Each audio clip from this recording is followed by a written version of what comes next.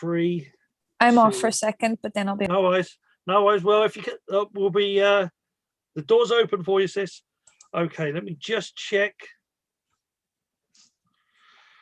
that I'm there. I have to find myself. Literally. Yeah, very good. Yeah, Keep looking. Good. I know. I'm here somewhere. Here, Boogie. Here, Boogie.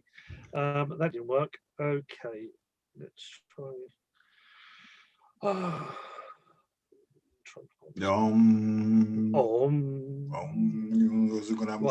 I think I'm there. I can't quite see myself, but let's just drop this down and go hello and welcome to the show. And before we begin, let's reset it first. Let's have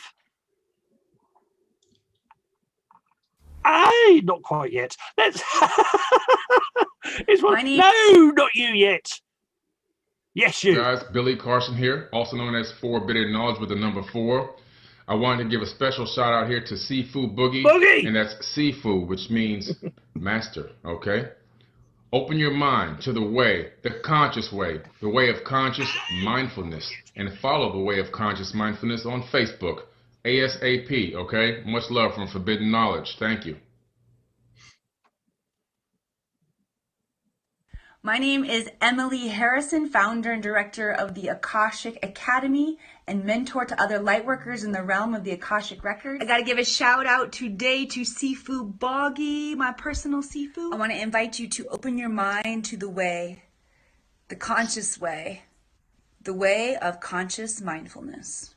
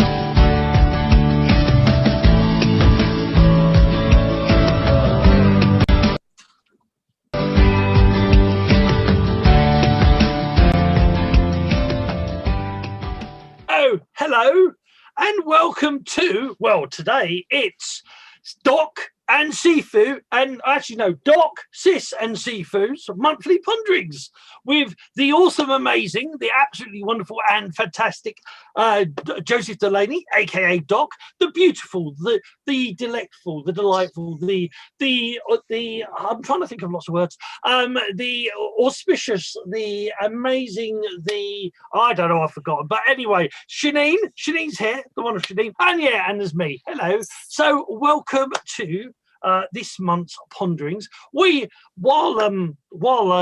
as normal, Boggy was having a little bit of chaos, we was having an interesting conversation. Are we going to repeat it, or is it one of those conversations that never be said ever again? No, so but welcome. Go for it. Thank you, Boggy. It's lovely to be here. I wasn't intending to be. I was sitting here with my dried cranberries and my water, and I was going to chill out, but there doesn't seem to be any chilling out over the last couple of days. Joe and I were talking about that. There's an intensity to the energy. And I think the words we were using were like burning out and combustion. I was on a call with you earlier about it as well, just like really, really fiery frequencies, and about the importance of being with the body and staying in center, because the experience now isn't emotional. It's not like emotion. It's something much deeper than that. And the attempt to label it or understand it is probably obstructing the flow of the heart that wants to come through all of it and transmute all of it. We don't need to get caught up in what's moving through us. It's just doing what it needs to do. And Joe explained it in a much better way than I did. But yeah, so I'm feeling a bit tender today. It's probably the best way to describe it, but not unbalanced for change, which is good. You're unbalanced. You're not unbalanced. You're very passionate. I wouldn't say you're unbalanced. But I will say, and then pass it over to the doc. I will say there is definitely, the last couple of years I've been talking about the waves and energy coming through, and I think this is because it was something you said that when you try to pin it onto an emotion, you couldn't seem to pin it on an emotion. I think that's a telltale sign. My teachers would tell me, my Sifus would tell me, that's a telltale sign when it's out there and not in here, when it's from something else.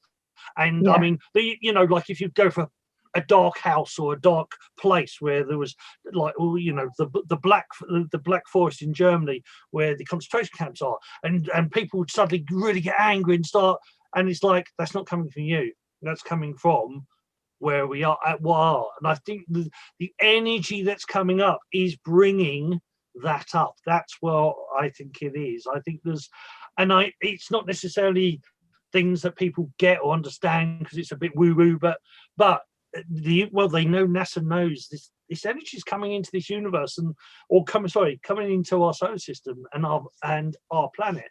And whether you see it the scientific way or whether you see it the spiritual way, it freaking exists because we're being affected by it, and as simple as that. So that's my view on it, at least, or that perception. Over to you, Doc.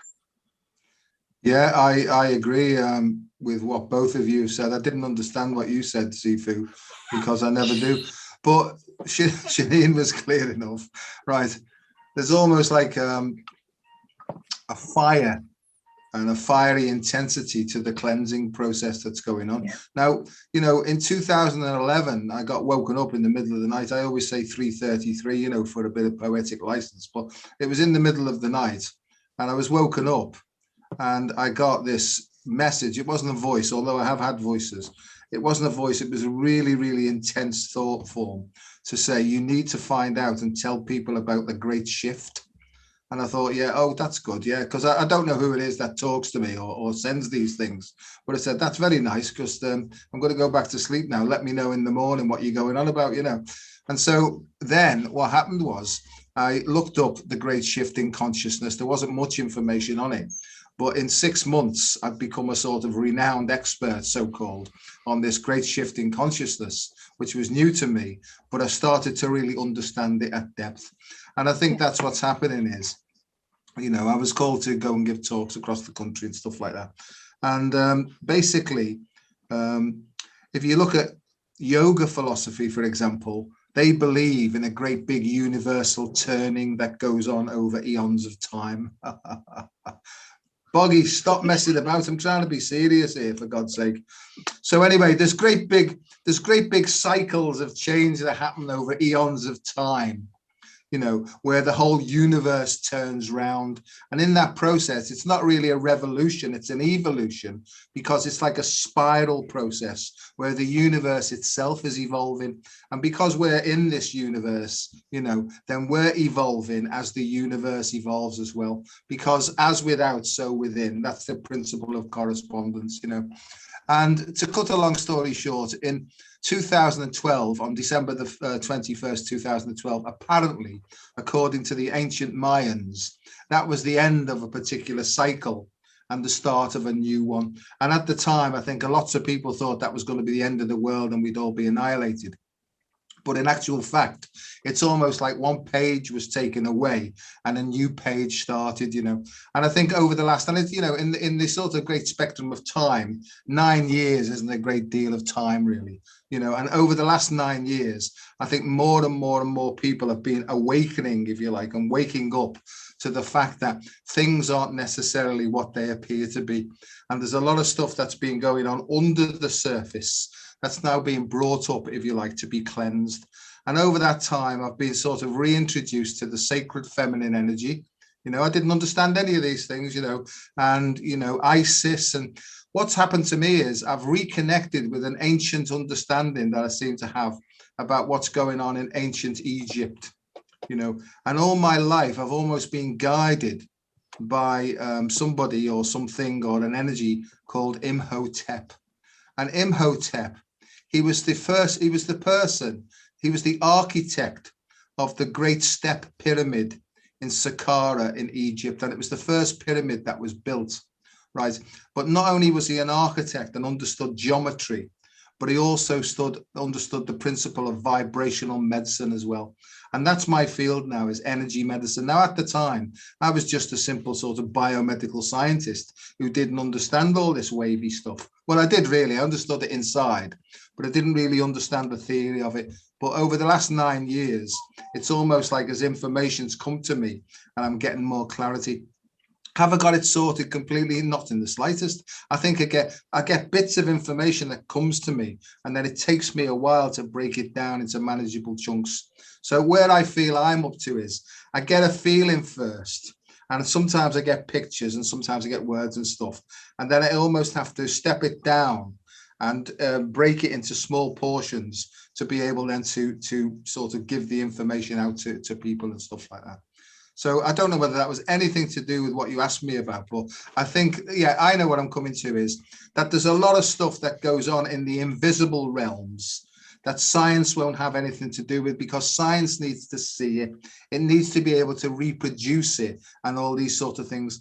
And I think that there are etheric formative forces that are at play that are actually impacting upon our consciousness and the way that our mind works, to change the way that our bodies work, to bring in this new sort of human being. Other than that, just being a simple sort of a day, really. Death and rebirth. Death and rebirth in continuum, and a remembrance inside of the consciousness of previous ancient incarnations.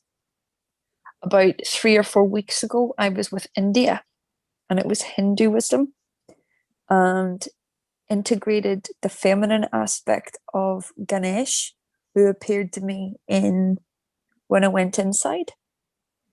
Over the last number of days, it's been the Far East, and the synchronicity as well as the symbolism and the energetic has all been tied up in ancient Taoist Chinese wisdom. The reason why I'm open to this is because I'm still, and because part of me doesn't care. Yeah. There's some level of this where you need not care, right? Your focus is on the physical experience, the human experience, the immediacy of your immediate life. When we give ourselves over in devotion to each moment and each person we meet in our day, present to that, then we're getting out of the way of whatever this very great shift is. Our magnitude isn't meant to be understood, but we get enough to understand, just enough to understand. And there's nothing more than that to understand. The information that comes in is very momentary. So in essence, it's useless. The only way it can be helpful is by having these discussions and saying, well, I physically feel it this way. I've observed this. But each person, and I've heard this very clearly many times over the course of the last couple of days, is having a very unique experience. And the reality that we're in, every single person has been here before many times with us. There isn't a single person inside of our reality that we haven't done a dance with in thousands and thousands and thousands of lifetimes since. And it's these rules that we are reconnecting to at this moment in human history and releasing everything we previously were. You know, the idea of new now is much bigger than it was previously. It is not just new as we used to speak on it, building from the old. It is a literal releasing and flushing of all of these ancient energies. And the identification that we make with that only holds it up. It holds up the process. So I'm not in a place right now where I understand a thing, because I don't. And I'm seeing a lot. I had some really weird stuff happen with Steve last night. I don't know whether I'm allowed to talk about much of it, but I wrote about it very briefly. There was like the Tai Chi symbol came in. I was working on his energy. I saw a dragon at his solar plexus point, and there was this sort of energetic dance that we did that I had not. It's like we were both ourselves, but a deeper version of that. And this experience with him was sort of introducing him to a sensitivity to his own body, and it was like necessary for me to kind of introduce him to it, to kind of step into that for now and play that role so he can be aware of it within himself. But our days are ordinary. You know, the days are ordinary. You get on with it. You have to get on with it and not get caught up in your head about any of this, because we're not the only ones who are experiencing it. Everybody is going on, you know, about their days right now with ordinary issues and ordinary challenges. And my highest choice right now is to just take care of myself. I'm taking very good care of myself. That's all we can do. I think that's all that's necessary at the moment. Very quickly, so it's the Kali Yuga. You two are both talking about the Hindu cycle, and it's the Kali Yuga that we are said to be in right now. But like the Mayan calendar, it's not the end of the world. It's just literally the end of a cycle, the beginning of a new cycle. But there is a great release, or a great release of I think it's where, in religions, the apocalypse, but apocalypse just means change. It means new beginning. And I think it's more of the shedding of an old to awaken to the new. But there's an interesting thing, Sis, you just said, which reminded me. The American Indians say this, and the Taoists, my Sifus and Taoists in general would say as well, that there are at least two worlds we exist in simultaneously. Well, they would say, Taoists say three. You live the physical world, the emotional world, and the spiritual world. So it's the emotion, the emotional world where a lot of people in their foreheads of all the past. They said this or said that, and she said the politics, as I could call it, because the one thing people think politics is politics, but there's politics in freaking everything I've ever come across. Tai Chi, in Qigong, in stamp collecting, there's all so they're all they're holding their stamps the wrong way round, and this and that. It's like, and that's the emotional world that we live in, the physical world that we have as well. But then there's what's coming up, I think, as well, is the spiritual world. Is this spiritual? We're seeing more stuff. We're having activations of these symbols behind me. For those on audio, these symbols that are behind me, that in the ancient knowledge, you saw them as a symbol, but when you knew you was awoken, when it became 3D, when you saw it in the physical, like on a computer screen or in virtual reality, and it comes alive. And when you see these things come alive, you're in the spiritual world. But these three worlds, the ancient Inuits, the ancient American Indians, all of the ancient cultures, they would say that these are as real as this one. And that's the thing, like in science and modern society is trying to say, oh, that's just in your head, and that doesn't exist. If it affects you, if it can bring fear, or if it can make you sweat, or it can, if it can do that, that's real, that's physical, everything. And I will say it once, epigenetics, that your emotions will affect your physical body, and then and so if it can affect you spiritually, it can affect you emotionally, it can affect you physically. So it's all freaking real, and it's all important. But don't get lost in one and leave the other two behind, because you'll become unbalanced. The biggest thing in the West is that you hear, oh yes, the monks go off to the mountain.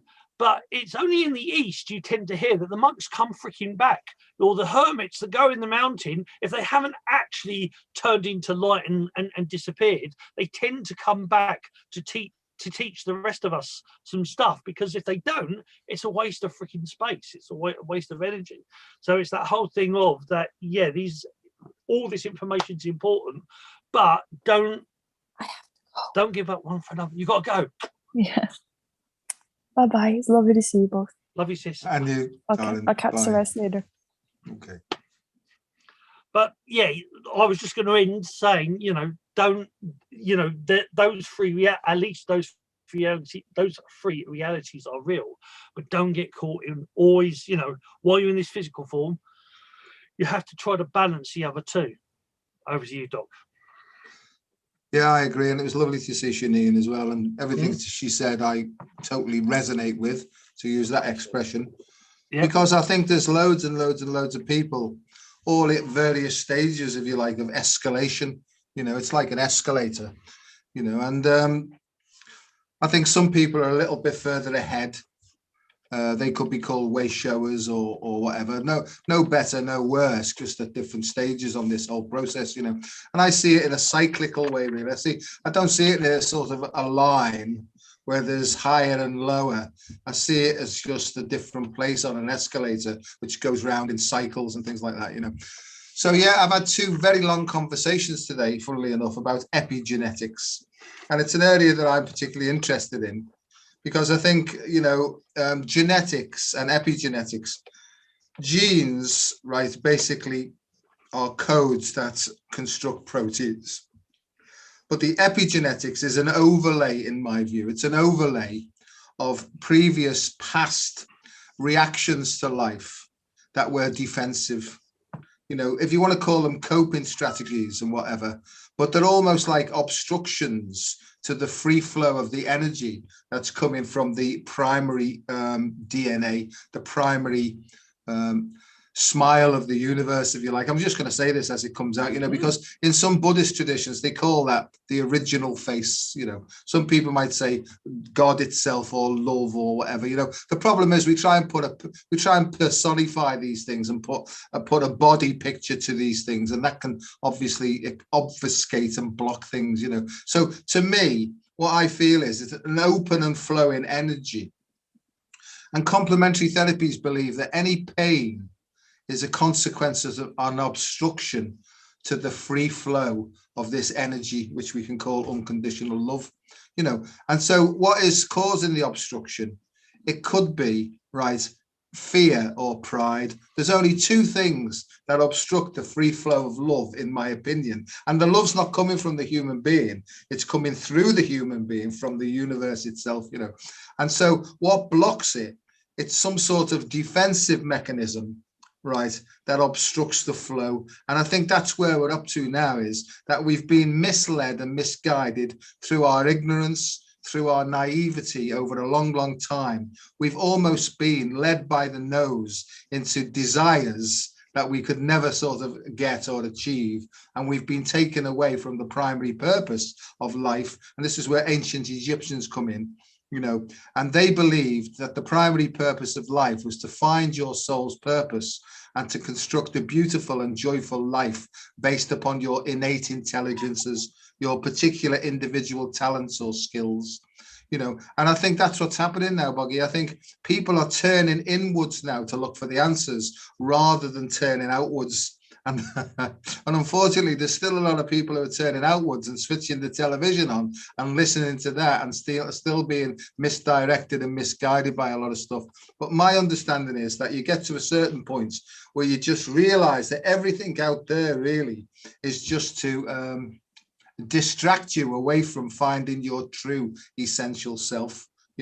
And I was saying to Shanine before, I saw a program on the television at the weekend where the pharaohs, and the sarcophagi of the pharaohs were being moved from the old museum in Cairo into this new construction, and it completely absorbed me. For 3 hours, I was just sort of in there. I felt like it was a whole part of it. And all my life, I felt that I've been guided by this sort of consciousness, I'm not saying that I was like Cleopatra's sidekick or anything like that, but I think when you go into various aspects of your mind, I think you can actually tune in almost right, to the information streams from ancient times. And I think that's what happens to a lot of people now. Just something else that's just come into my mind, and I'll pass over again. You know, I've also looked at a lot of Rupert Sheldrake's work on something called morphic resonance, you know, and he believes that there are streams of consciousness that have been developed and never go away. They're always there. Every thought that's ever been thunk, right, and every stream of consciousness, it's still there in the universe as part of this great whole. You know, and you can actually, as you get better and better at meditation and sinking deeper, you can actually align with various consciousnesses from the past and almost be fed by this ancient wisdom. And that's what I'm trying to do. I'm trying to tune into the ancient wisdom and combine it with modern neuroscience to make something that's more understandable to the general population, so that we can actually, and this is the, I will shut up now, we can actually use simple, practical techniques to be more emotionally calm, to think clearer, and to make better, more intelligently kind choices. Over to you, sir. Indeed, what he said. Yeah, and I think the biggest thing, or you know, is to watch out for the distractions. Is that, you know, is that ourselves, our higher selves, universe, God, banana, what you want to call it. I think there's always, the whole point of this universe is that there's always something to distract you. There's always, you know, I think, you know, don't think, yeah, you're always striving to, you know, to have a good life, and always striving to have a good day. But there are waves, there are ups and there are downs, you know, there are low points and there are high points. And it's that whole point of that when you are in the funk, when you are, and not the 70s funk, that was quite good funk. Yeah. But when you are, you know, when you are in that little slump. Anyway, stop it, Boggy. For those on audio, Boggy's dancing, which is probably, I'm saving your ears and your eyes because you're on audio if you're on the podcast.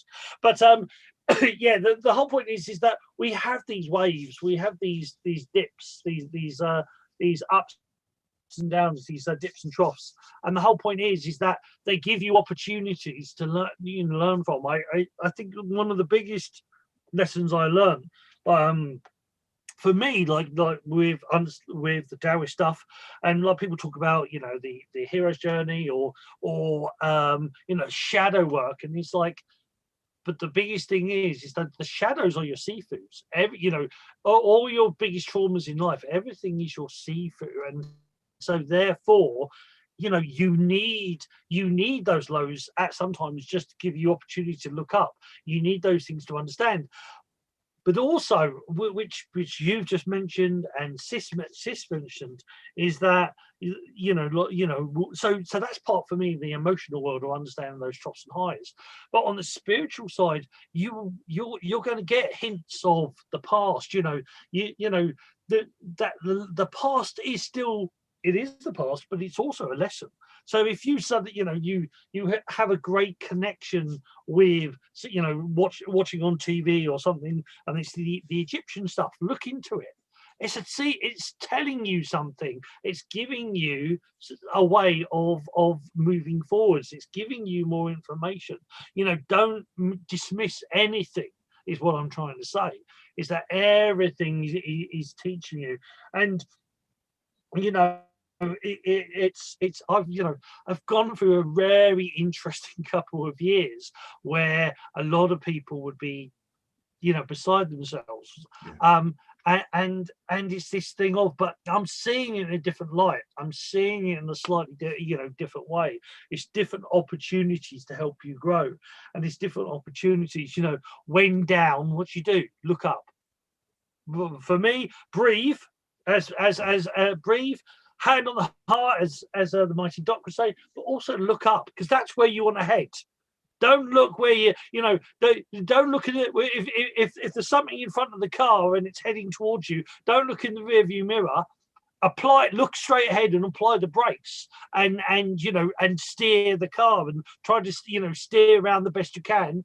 Or if you can't get out of its way, you brace for impact. but in a relaxed way, which I've actually learned, is that if you tense up in a car accident, you actually do more damage. Actually, relaxing is a very is one of those situations. I learned a metaphor that actually, when an impact comes, when you do deal with something, if you actually deal with it in a relaxed way and you sort of go with its flow, it actually does less impact. It actually, and that's physical, as in car accidents, but it's also like life. When something happens, embracing with it and oh my God, and getting caught up in that tension is not actually going to help. You need to let it go and go with the flow and look up and find keep with that positive attitude. I think, I'm not saying that, you're like, Mr. Hat-like Joker and have this permanent grin on your face. But because I do believe, as a Taoist, I very much believe you should find your flow and try to stay balanced. But if upset, if angry, scream, shout, wail, have a temper tantrum like a little child, do what you need to get it out, because of epigenetics. If you don't, it will cause issues. So get it out and let it flow out, and then move on, and then find a way forward. And I'm going to stop talking. So over to you, Doc.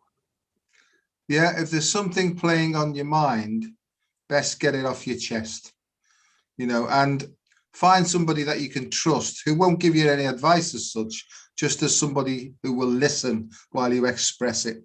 Because my feeling is that everybody's got the solution to their own problems if we fully express it. I see that it's like ticker tape, and you've got to fully express it until all the ticker tapes come out, and then the solution's at the end of it, which might say turn left, and that's the solution you've been looking for, a simple, straightforward solution to all problems.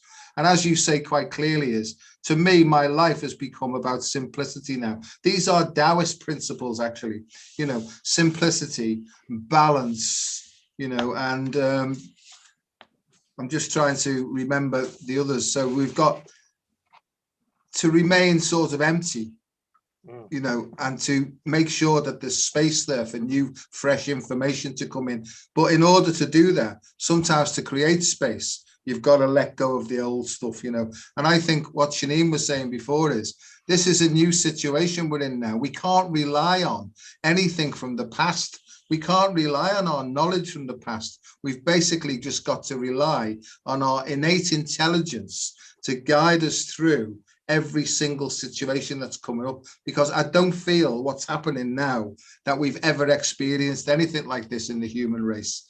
And therefore, to fall back will probably be a mistake, because we'll just be using stuff that hasn't obviously worked. Because if we really look out there and look at the state of the world now, the state of the world, it's in that because we've all contributed to it in some way, and I think that that's what personal responsibility is, that in some way, shape or form, we've contributed to the way that the world is now.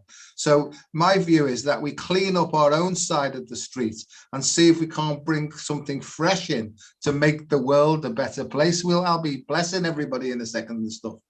But, Sifu, this is stuff I didn't have a clue about, and I used to be such an impatient person and want things to happen very, very quickly. And now I realize, there's a phrase, give time. Because if you create space and you relax and you're humble enough to realize you don't know really what's going on, that's another way to create more space for more information to come in. I used to be one of those, know all, knows, I won't say that.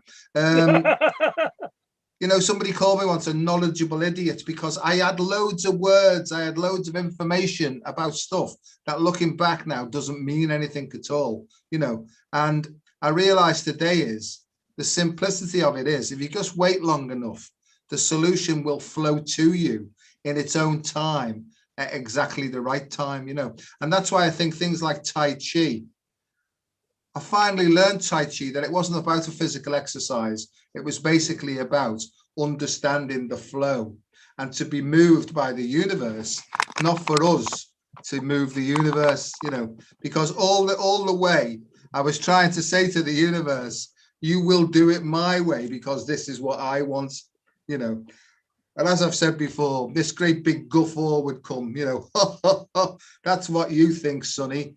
You're working from your desires, not your needs. So what I'm going to do is I'm going to help you to pull your life apart and leave you on your last legs. And then I'll pop in and I'll show you how it's supposed to be done. So tag on behind and I'll show you, and for the last 29 years or nearly 30 years, I've been sort of following the flow, and my life has changed beyond my wildest dreams, And one thing I've learned more than anything else, and Buddha's reputed to have said this, is I'm intricately and intimately connected with the way that I breathe now. So that's what I pay attention to. I'm very focused on my breath, and not only the quantity of breathing, but the quality of breath as well. Because I think the more that you get into understanding the actual nuances of the breath, I think that's related to the nuances of how we think as well. And the deeper you go, the more understanding you have about how you can actually breathe in certain ways to change the way your mind works, to give you more of an idea of how to cope and navigate life. Indeed, what he said. You're looking very, if you don't mind me saying so, you're looking quite calm and shiny tonight. What's going on? What's going on? Shiny Sifu Boogie.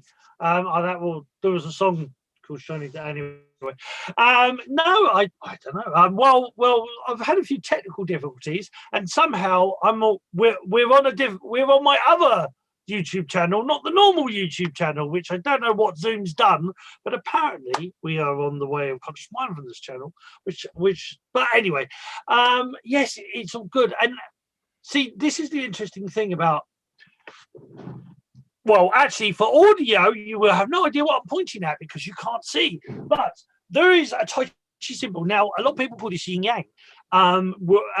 It's the symbol that's got like a little fish, like a little black fish and a little white fish and two little dots in the center. Its actual name, or how it was always taught to me, is Tai Chi. It's the flowing, that yin yang is half a white circle and half a black circle, opposing opposites. And when things are opposing, they're, like the Piscean energy, they're fighting against each other, politics, fighting against each other, this against that. This is like Tai Chi symbol is sort of like making love, or sort of like a friendship.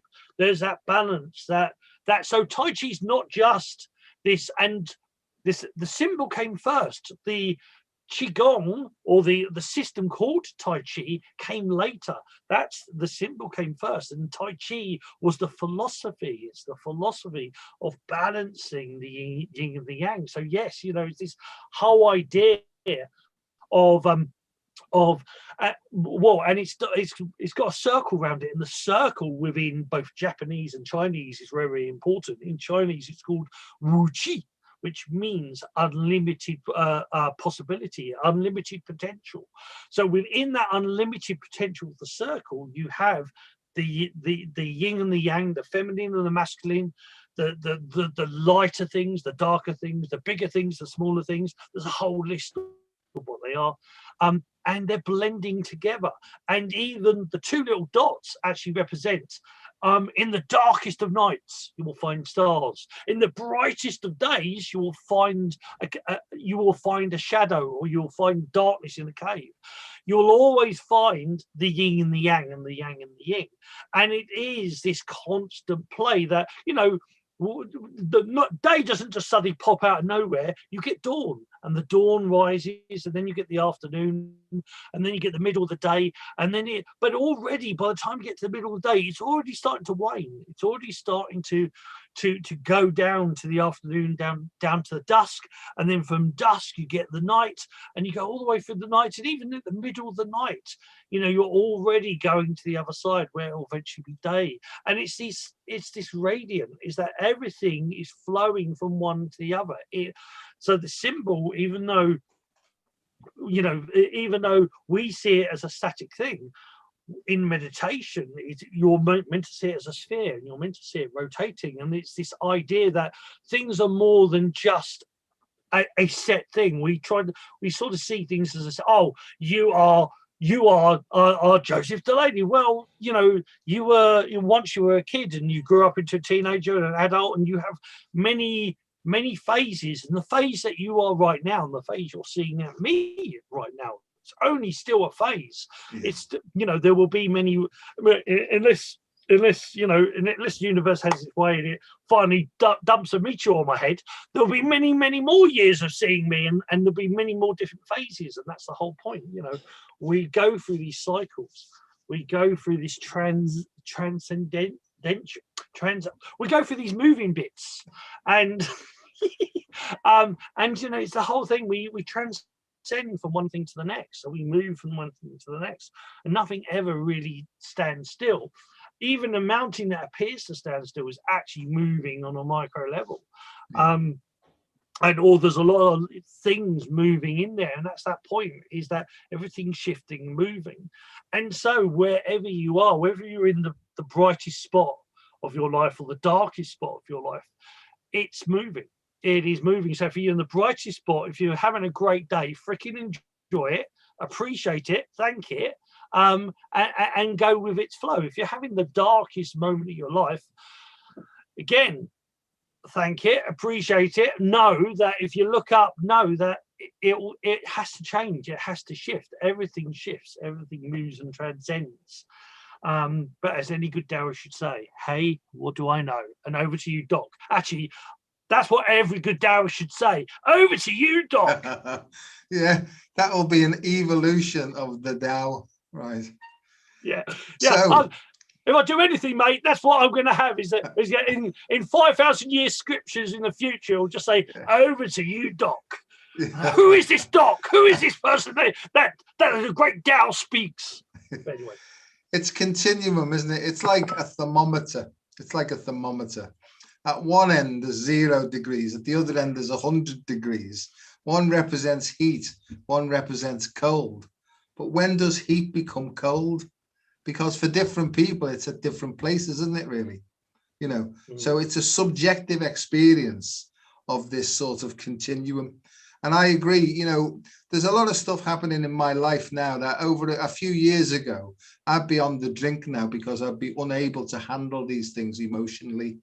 And I seem to be in a place in my life now where no matter what's coming in, I seem to be able to maintain a sort of equilibrium now most of the time. I haven't got it fully cracked, you know, but I seem to be outside the box of actually what's going on in the world as an observer, really, a sort of global or universal observer. But I have an ability to step in if I need to. And most of the time where I used to step in, where I thought I was being helpful, it was just interfering in other people's lives, you know. And I've realized today that personal responsibility means at all sorts of levels, the individual is responsible for the choices that they make and the consequence of those choices, because it's all about experiencing at depth, isn't it? You know, and the other thing is that, you know, I used to think I was a quick learner, but looking back, I was really, really thick, really slow, because things repeated themselves that often, but I didn't have any space or enough space away from it to see that these patterns were repeating themselves very often as well, you know.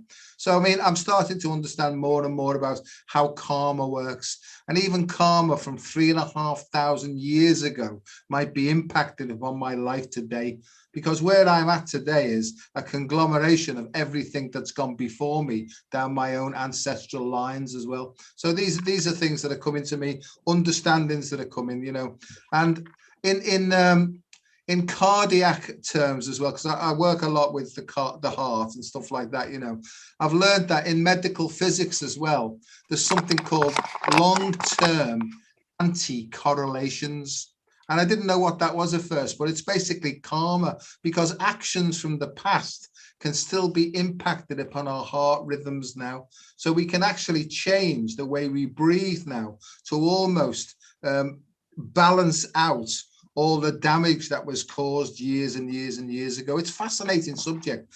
But my prediction, if you like, based upon what's happening is, I think medicine will change within the next 5 to 10 years out of all proportion, and medical physics will be leading the way, because medical physics understands things like electron spin resonance and computed tomography, you know, those big CAT scans that you go through and all that. They're using physics all the time there, and an understanding of how oxygen works, how electrons work, and certainly how water works, you know, because water is so important, because the waves from the great central sun will impact upon our sun in this solar system, which will then impact upon the water in the atmosphere. The electromagnetic waves impact upon the water. It penetrates our skin. It impacts upon the water in our connective tissues. That then impacts upon our cell membranes, which allow energy in or out, as the case may be. In the end, that will impact upon the way our DNA expresses itself. So in a way, it all comes down to the sun, light, sound, water, vibration, energy, frequency, because everything's moving at different levels all at the same time. Wow, indeed. And that's really interesting, because the sun thing's come up a lot for me recently as well. There's a lot about the whole sun energy, and going back to for me, a little bit controversial topic to some people, but like sun gazing, you know, like dawn and dusk, and just allowing the sunlight, you know, to come in, not necessarily staring directly at the sun, because what always makes me go, oh, you stare at the sun, you go blind. Well, you go outside, don't you? And you know, so you're outside and the sun's there, and you're still, you know, don't look directly at it, but you know, the whole idea of sun, dawn and dusk is as it's setting, and you can draw that light in.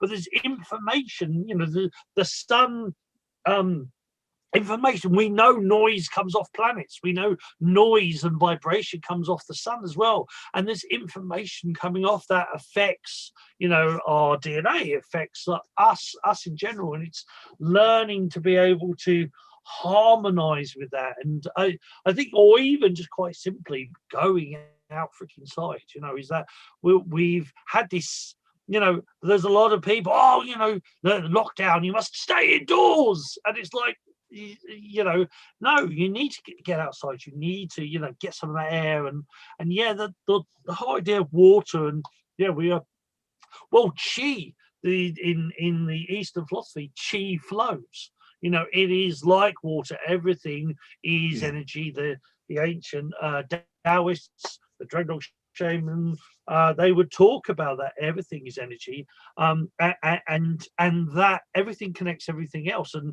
when in quantum physics, they call that the field. That you know, the field is interconnected to everything. So you know. And science is going, or quantum physics is going that way. That field is affected through your thoughts. It's affected through your emotions. Through everything affects everything else. And I think, you know, it is interesting. Like this waves of like well, all three of us. I had it in a slightly different way, but you know, the anger that we're feeling right now. I think, you know, look at the world's angry. You know, the world's been, you know, for what, you know, doesn't matter what you know, how you what you see what's happened, but you're angry because you can't do what you could used to do like 2 years ago. Everything's changed. People are angry because they feel more and more restricted and more and more closed up. People are angry for all sorts of reasons, and that anger is building up. And it's a swell, but it's like, don't get caught in that swell, you know, to flow around it, but don't, you know. I learned this technique, and I've mentioned it a couple of times now. I learned this technique from my Sifus, that they wanted to teach me about the flow of the universe. So what did they do? They threw me in a river, and they said swim to the side. So, you know, and it was a really strong river, and I swam to the side, absolutely knackered, pardon my French. And I got up to the side, and what did my great Sifu do? He pushed me back in and said, "Now flow with it." And so it's like I was too tired to struggle again and try to swim out. So I literally just kept my head up, and eventually the river treated me like a big log, and it pushed me to the bank. And the metaphor is that when you struggle against the universe will give you something to struggle about. You'll be fighting against the tides of the universe, the flow of the river of the universe itself. But when you let go, metaphorically, whatever that is, but when you flow with it, you'll naturally find yourself to finding a resolve. You'll naturally find yourself being pushed to the sides. So there is this thing of stop trying to fight against yourself, especially your emotions, the society. Flow. If you want to change things, then you do something. Don't worry about the rest of the world. You do it in your way. You flow in your way. But and it's about it's about that. Stop trying to do revolution. Do evolution. Evolve. Change naturally. It's very much one of my big things now. And one of the things I learned is like through. Sometimes for me, doing lots of Qigong and lots of meditation, stretching, Neigong for me, and Qigong, that's given me the energy to find the solutions to do other stuff. Because when you've got no energy, there is no way. You're too knackered and you're too blind to see what's going on. But building up, when you create that clarity through meditation, when you create that energy to actually do, when you get that opportunity to do what you need to. So laying still and to get near that river bank, and then you grab and pull yourself out, at the last moment. But it's learning for me, like these techniques have helped me. You find the opportunities and go with it. You go with the flow, and then when the opportunity comes, you're ready to grasp. I think too many people are so busy kicking and panicking all over the place, and when the opportunity presents themselves, they're too tired or too blind to see it because there's so much in red mist. They don't actually see the opportunity going by. Over to you, Doc. Yes, that was a good story. That the metaphor that will remain with me from your story was the big log. Anyway, that's the way my mind works, you see, Sifu. So I agree with you, and I think where we seem to be now with regard to the world and its people is we've come to a sort of the final obstruction where the world is built almost opposite to natural principles. And I think in the end, it's almost as if the universe has said, look, I've given you that many tips, but now I'm going to have to show you how it's supposed to be. So in my mind, and what I'm observing is it almost seems to be like a disintegration of all man-made systems seems to be happening. And there's a lot of people who are now turning back to understanding about biorhythms, the rhythms of nature, the construction and the geometry of nature as well, back to almost, if you like, the patterns of nature as well. And I think more and more people are intuitively understanding as they go deep within themselves. And this is partly to do with the reactivation of the pineal gland, because the pineal gland is about biorhythms and chronobiology. This seems to be coming out, so I'm just going with it. So as the pineal gland opens, it understands about energies. It understands about melatonin, because melatonin is almost the hormone that regulates the way time works and the way time and space, And sometimes, you've probably experienced this quite a lot as well. Sometimes in meditation, everything seems to stop when time stands still. And that's why when time stands still, there is basically no time in that present moment, because there's no space. There's no time and space because time is dependent on space, isn't it? It's the distance between 2 points. And that's when time sort of starts off. I mean, I don't know what I'm going on about, but it sounds good, so I'll just keep going. But the point about it is that's about horizontal points and movement. I think true meditation is when you get to a neutral 0 point, when time stands still because you're not going anywhere. But at that point, the perfect awareness comes in to see everything as it is right in that moment, And I've had a few of those points. I used to get them as a child and I couldn't understand them because I'd be in this place of sort of quietness and complete stillness. And then there'd be a part of me to think that I remember this. And when I come out of it, right, I'm panicking all the time. And that's what used to happen. I used to come out of this stillness and go back to a really panicky, sensitive, frightened little child, you know. So there's lots of things happening now. There's lots of time distortions going on. People take drugs and things like that, you know, because what actually happens is it alters the way we process information. And if you work out, it's the way we process information that gives the sort of the impression of time, whether it be speeding up or slowing down and stuff. So there's lots and lots and lots of stuff to go into. My big thing, Sifu, is what practical information based upon our experience can we give people to just practice simply to help them remain emotionally calm and maybe make clearer choices based upon thinking more slowly, thinking more deeply, thinking more expandedly, and seeing more options. How can we help people in that regard? That's a very good question. My answer would be breathe. Please breathe. Don't turn blue. I am a first aider, but I'm nowhere near to help you. But breathing, you know, there's a great Taoist saying that says when your breath is fast, shallow, and aggravated, your thoughts are far shallow and aggravated. Your emotions are far shallow and aggravated.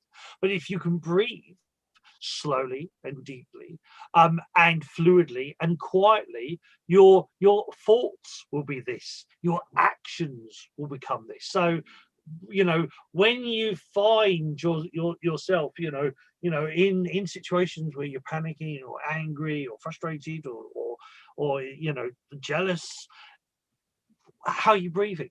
Listen to your breath. You know, Doc will say, and he will say in a second, listen to, you know, feel your heart, listen to your heart, because this is the core, this is your center, and this is where, you know, this is where it all you know, resides, is that actually starting to focus on your breath and focus on your heart and slowing things down. It will change everything. Now, or of course, I can teach you a qigong as well. There's a billion qigongs I can teach you, but a simple technique: breathe.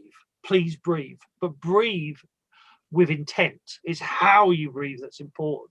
Don't just breathe, it's how you breathe. Over to you, Doc.